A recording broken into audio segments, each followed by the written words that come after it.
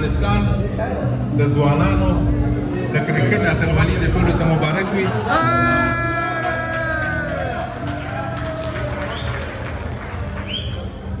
او په همدې ویاړ چې په افغانستان کې خو پوهېږئ چې خوشحالۍ کوي خلک، ځوانان ور روان دي او په لومړي ځل په تاریخ کې دوی د کرکټ اتلولي ګټلې ده. هندوستان یې مات کړ، پاکستان، سریلانکا یې ماته کړه په فاینل کې. نو راځئ که خوښه مو وي د افغانستان د کرکټ په ویاړ به یو اتڼ وکړو او هغه ځوانان چې اتڼ کولی شي هغوی دې راشي، تقریبا داسې 15-20 کسان یو اتڼ به وکړو او په دې توګه به دلته مونږ د لرې نه د وطن په ویاړ خوشحالي وکړو، زمونږ د کرکټ د اتلانو په ویاړ. نو رامخکې شئ، چا چې اتڼ زده دی رامخکې شئ. او دا د چا چې اتڼ زده یې هغه دې راشي، چا چې نه زده کور کې د تمرین وکړي هغه دې راشي.